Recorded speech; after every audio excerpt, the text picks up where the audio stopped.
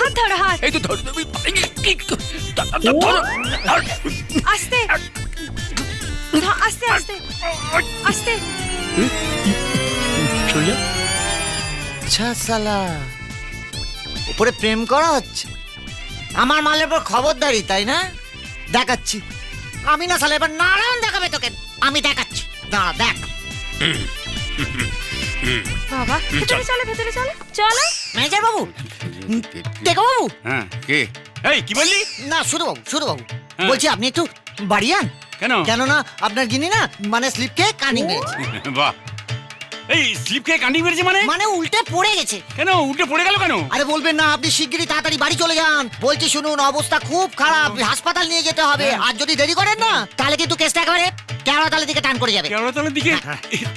আমার গিনি রেখি হলো।